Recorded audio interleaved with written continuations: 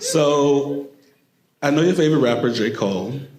Previously was J. Cole. Well, I was gonna say he recently bowed out, right, of the current diss track battle between Drake and Kendrick. But I have to ask, who do you think is winning? They not like us. It's very obvious. It's absolutely Kendrick. But I think what's been fascinating. I'm trying to tie it to this conversation. Let's see if I'm that good. It's a little bit early though. Let me see. But no. But in all honesty, I think what's been fascinating is that sort of Drake. I love Drake. I love bops. I like not to think too hard all the time.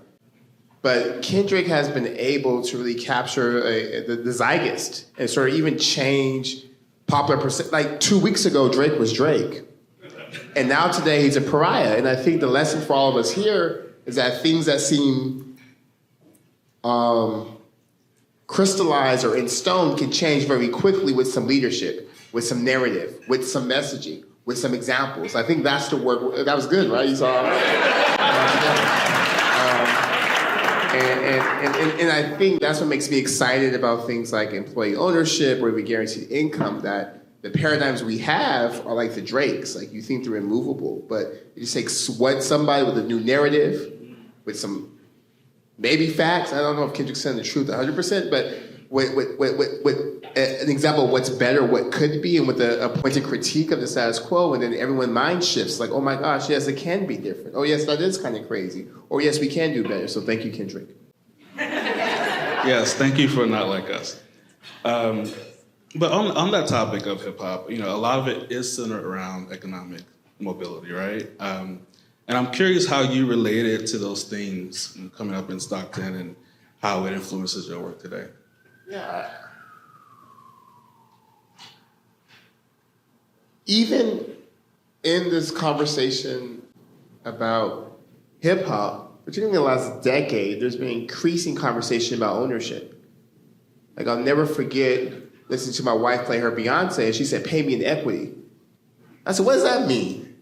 Equity. And then that's when I learned about, like, wow, so much wealth is created, not just by your income, but by having some ownership when wealth accrues and accumulates. And I think that's been also a big learning from this guaranteed income work around the country, is that folks definitely need their basics met, right? They definitely need $500, $1,000 to pay for rent, to take care of their kids, to buy food. But that's no one's destination, and that's no one's goal.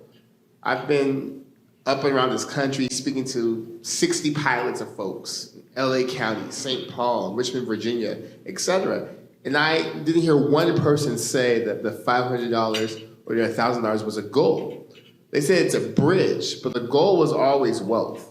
The goal was always ownership. The goal was always, I want to start my own business, I want to have something to pass on. And I think sort of that's what, even the undercurrent growing up in Stockton of some of the angst and some of the nihilism and some of the nihilistic behaviors, was because folks didn't have a sense of ownership. They felt like they had no agency. They felt like the community was being done to them. That they didn't have a stake in the general plan. They didn't have a stake in land value going up in the city. They didn't have a stake in it because they didn't. They actually didn't own